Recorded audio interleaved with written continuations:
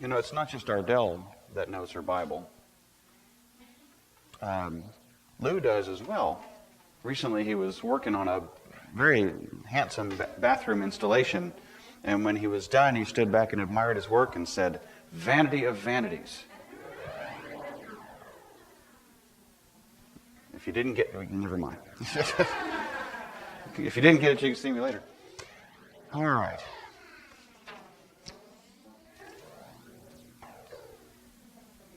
So today is about 3 choices of what to do when you have too much.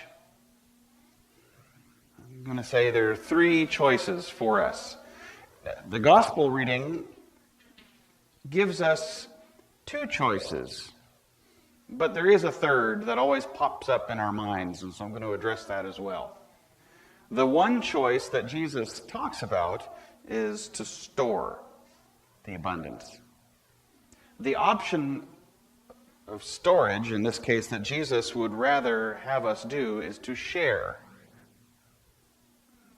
But the third choice, can you guess what that might be? You can, if you have too much, you can store it, you can share it, or you can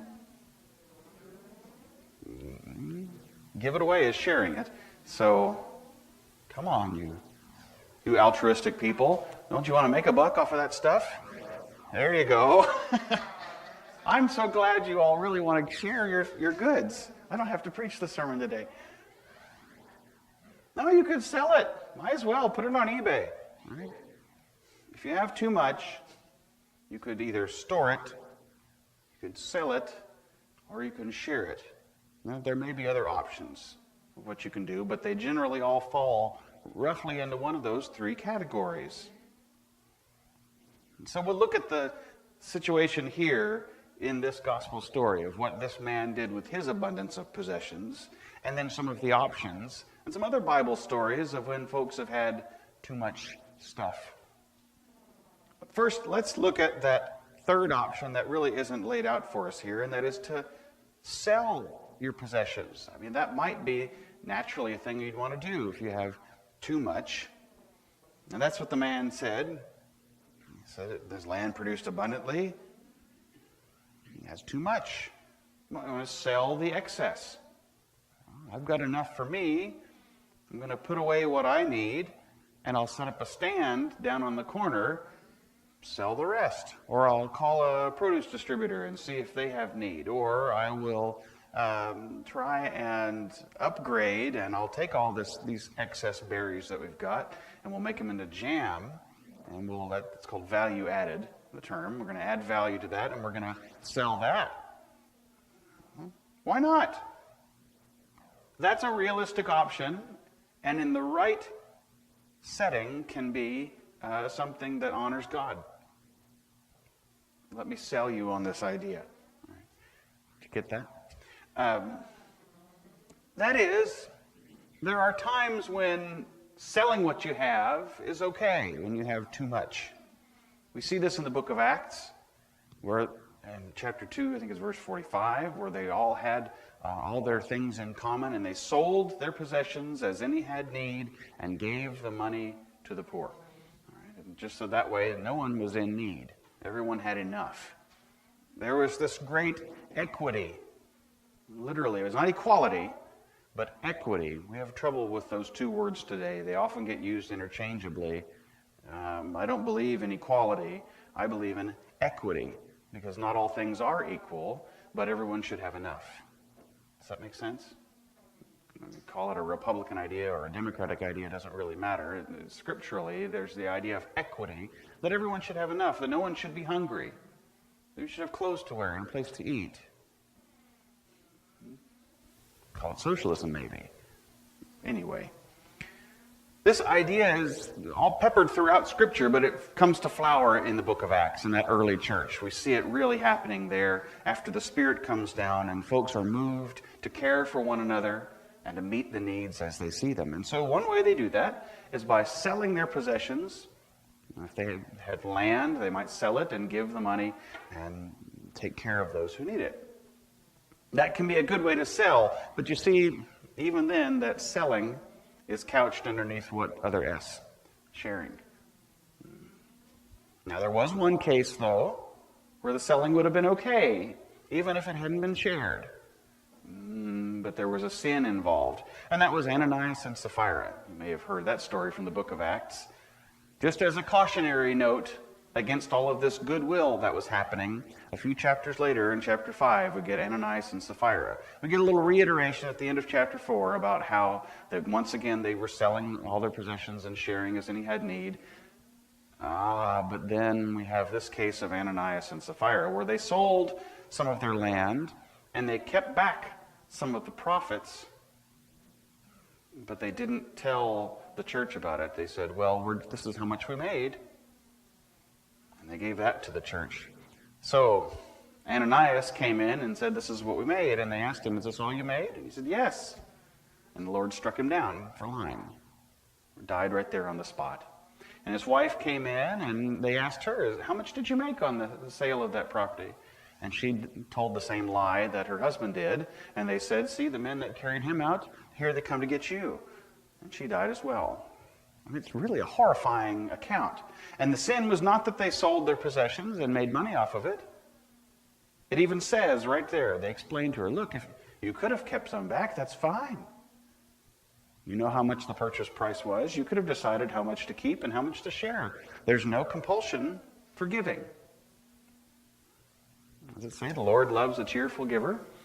Meaning there's no compulsion. You shouldn't give under compulsion, it says in Corinthians. So they could have kept some back, and that would have been okay. So if you have too much and you want to sell some and make money, don't feel bad.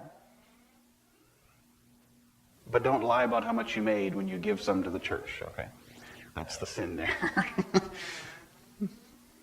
It sounds like a technicality, doesn't it? It sort of slips through a little bit, but the idea is that it's okay to have possessions. The Lord would not have given us a commandment all about theft if He didn't intend for us to own things. Why do we need a you shall not steal?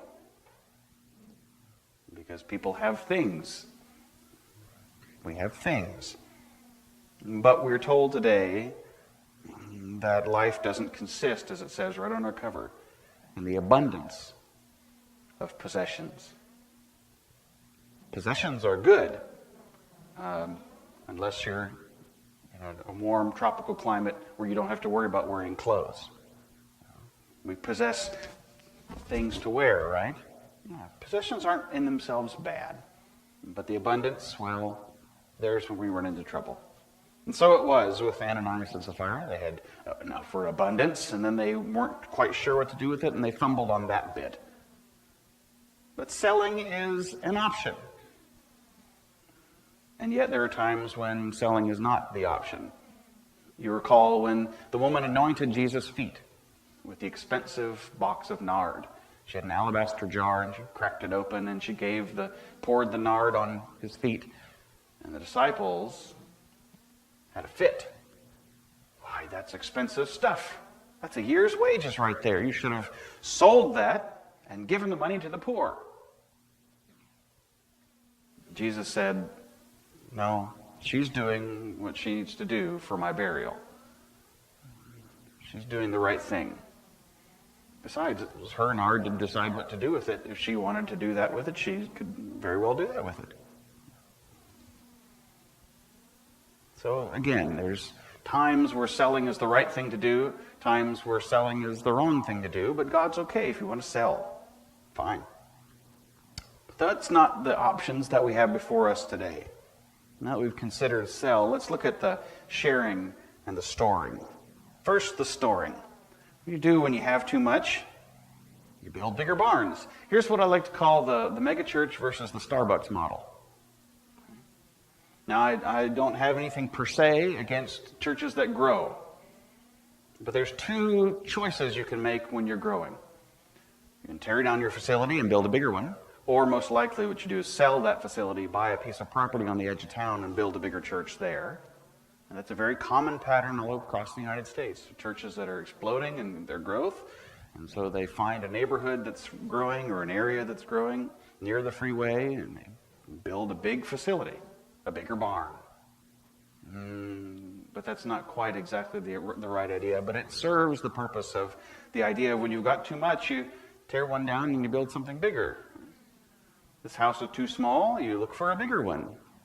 Or, if you can, tear it down, build a bigger one. That's an option. Or, there's what I call the Starbucks model.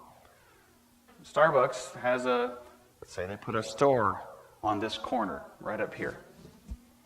And it's so packed every day. The word spreads that it's a great store, a great location, and so many people are driving by on their way back and forth to work and school that they say, you know what? We're going to tear the store down and build a bigger one. Is that what they do? No. They put one on the opposite corner, right? Or they find the nearest grocery store and put one in there. Or they go 2 blocks down the road and they build another. And you think, why did they build another so close? It's because there was a need. They're not going to just build these stores for the fun of them. They've got money, but not that kind of money. They invest so that they can make more money. It's a different kind of model, different sort of growth. So it is with storage. It's the same way. When you have too much, you have the choices of what do I do with this? And we talked about selling it. That's an option. But storing it. Is there ever a time when it's right to store what you have? Because the example we have here in today's gospel points to storage as a bad idea, but is storage ever a good idea? Do you recall the dream that the Pharaoh had of the 7 lean cows, or the 7 skinny cows, and the 7 fat cows? How many of you like those skinny cow ice cream bars while I'm on it? Anybody? Okay.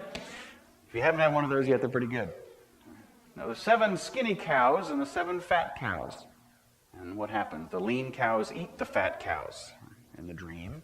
And Joseph interprets the dream and says to the Pharaoh, there's going to be a famine, so we need to build granaries. When we have abundant years, we put away the abundance, 7 years of abundance. So when we have the 7 years of famine, we eat out of that abundance, and nobody goes hungry. Yeah, the idea of storage makes good sense there. Right now, prepping is sort of a trendy thing. For a while it was a fringe thing, and now it's getting more and more mainstream. If you've never heard of this idea, it's just preparing for a disaster. And interestingly enough, there's no necessarily no strong political color to this one way or the other. It's folks on either end of the spectrum who are worried about the government collapsing or the nation falling apart. Maybe you're the same way. Maybe you've had these thoughts. I've heard the conversations that, maybe some rough time ahead, and it might be good to buy a few extra jars of peanut butter and keep them in the pantry. Or buy a sealing machine and put oats and rice and beans in the sealer and seal up the bags and put those in those tubs with the screw-on lids. We've got those. Or get some MREs if you're really desperate. You could meals ready to eat. Right? You find all kinds of ways to store up food for the future, usually food, but also water, batteries, ammunition, if that's your persuasion, although you're going to run out of that at some point. And when the zombie hordes come running for your food, you better hope you have enough. No, there's the idea of storage out of fear. We store because we're afraid we won't have enough. That's not this man's problem. What's this man's problem today? He says, well, what should I do? For I have no place to store my crops. Then he said, I'll do this. Now, that's the first part that's not quite true. I will come back to it. I have no place to store my crops. Then he said, I'll do this. I will pull down my barns. Now, hold on. He just said he had no place to store his crops. But now he just says, I'm going to tear down my, what?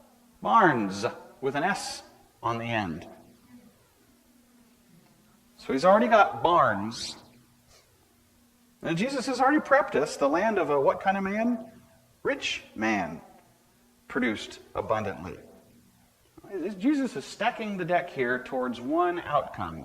He's telling the story in a way so that we can't miss the conclusion that this was a rich man who had too much, not a poor man who had too much, not a poor man who had a bumper crop. This is a rich guy here. What should I do? For I have no place to store my crops. Yes, you do. You have barns. You just have too much.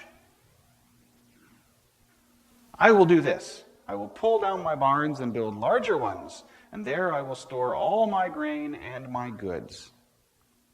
And I will say to my soul, Soul, you have ample goods laid up for many years. Anybody ever heard of Epicurus? Famous for saying, eat, drink, be merry, for tomorrow we may die. Well, Jesus is hitting that note right here. He says, I will relax, I will eat, I will drink, I will be merry. Common Greek philosophy of the time. Jesus is nailing it. But God said to him, You fool, this very night your life is being demanded of you. Not tomorrow you may die, but upping the ante, Jesus says, this very night your life is being demanded. And these things you've prepared, whose will they be? In Jesus' tradition, he goes back to Ecclesiastes, what we heard, with the vanity of vanities. You have all of these things that you do. This is the common complaint every generation cries, or at least every other generation cries. We worked hard to earn what we had, and this next generation coming up, they don't work at all. And they're going to get all our stuff. Have you heard that? Maybe you've said those words. Maybe you've heard those phrases. Think back to when you were young. Did you hear your elders ever say those words? I'm sure when they were young, they heard their elders say something similar. It's a common human tradition. Griping about the pansy next generation coming along. But then we find a few shining exemplars who are doing really well, and we lift them up. Those are the heroes of the generation. And they're the ones who are deserving. We've got to find someone deserving of all the stuff we've set aside. Not just anybody, but someone who deserves it. This is part of it as well. But there's a counter trend that you should know about if you don't already know or haven't already experienced it. And that is the young generation coming up hit that point in their life, usually in their 30s, at which they look ahead and realize, at least by 40, hey, wait a minute, I'm not going to be around much longer. Maybe I should think about my inheritance. I wonder when old Aunt Mabel's going to kick the bucket. You don't laugh. I mean, you've been there, perhaps. I don't want to make you into an evil person. Every generation does it. My point is there are cycles of this where those who have think about where it's going to go, and those who are looking forward to what they're going to receive think about what they're going to receive. Every generation has this since Jesus' time, because we're talking about inheritance. That was the initial question. Teacher, tell my brother to divide the family inheritance with me. Two brothers. Sounds like the basis for a good murder plot, doesn't it? But he said, friend, who set me to be a judge or arbitrator over you? There's a legal process for that. We have a legal process for inheritance today too, don't we? But Jesus uses this as an opportunity to tell us about one thing. Be on your guard against all kinds of greed. And therein is the man's problem with storage. Storage can be a good thing when we're looking forward to the future, when we're planning to have enough, or enough that we could share. In Joseph's case, they fed the whole nation for 7 years, storing all that grain. But storage for the purpose of greed, when you already have enough. The man already had barns, plural. He was already rich. He had enough. God had given him an opportunity out of that abundance to share. And the man missed the opportunity to share. And his life was demanded of him. And that fear that preys every generation on what's going to happen to my stuff, those who are listening hear it. So what about the third option, sharing? I won't spend much time on that because it's simple. Isn't it really? If you have an abundance, you share. If you don't have enough, don't share. Maybe you should. Take care of what you have. That's one thing I love about seed, though. I have this wonderful lettuce this year. We had a packet of a lettuce mix. Had several different varieties in there, and I wasn't sure what it was going to be. And one came up real narrow, and didn't like it at all. It was too bitter. And so the chickens got most of that as it came up. And then another was just your basic green leaf lettuce that was pretty good. But this red lettuce, oh boy, this red leaf lettuce that came out was terrific. I loved the flavor. Lettuce with flavor, imagine that. And so I thought, okay, one of these that's doing real well, I'm going to let it go to seed. And oh, lettuce makes a magnificent seed if you've never seen it. The big, beautiful stalk. And in the wisdom of the way the Lord created the lettuce plant, it lays down leaves at the very bottom. Those initial leaves that have come out, by the time it's going to seed and making a stalk, those big leaves lay down and mulch the ground underneath it. It does its own mulching. So it makes a big stalk, big, beautiful, it's this tall, literally, almost as tall as me. Beautiful spires with little yellow flowers all over the top. More seed than I would know what to do with. Well, I'll plant some of it. And if I'm able to save it all, if anybody wants some, you can have some too. When you have an abundance, and life creates abundance, you have an opportunity to share. So it is. We have an abundance that the Lord gives us. When Christy and I were in Ethiopia, we saw sharing, the need to share at work. We were in the backyard of the president of the synod of that particular region. They don't call them bishops, they call them presidents. And this was just a little dirt backyard with chickens running around in it, a little garden, a wattled fence, not even daubed, just wattled, reed fence around the back property. And in one corner, great big papaya tree. And I said, that's a marvelous papaya tree. And he said, yes, last year, we had too many. I said, what'd you do? He says, well, gave them to our neighbors. Well, it was simple. And it opened up a conversation about sharing. In a place where electricity happens a couple hours a day, refrigeration really isn't a good option. At least not for many. I think there was one refrigerator in town in the restaurant that had electricity enough of the time to keep it cool most of the time. If you didn't have a fridge in your home to put things in, freezer wasn't an option. Yeah, perhaps they could have made papaya jam or papaya jelly or done something like that with it, but those supplies aren't all that abundant in Konso, Ethiopia. No, when you've got enough perishable papaya, and big, beautiful papayas at that, give them to your neighbor. Find someone who doesn't have a papaya and give it to them. It's a little like zucchini over here. I'll give you a hint, okay? The papayas get pretty big, and so they share them. Because most people have one in their backyard. And you cut open that papaya, and all those little black round, what are they? Seeds waiting for you to do something with. True to type, they'll grow big and strong. When you have enough, we share. It's simple. Sharing is the best option. So take this warning from Jesus that we can have an abundance. We can share an abundance. And we can receive from others abundance so that we would have enough.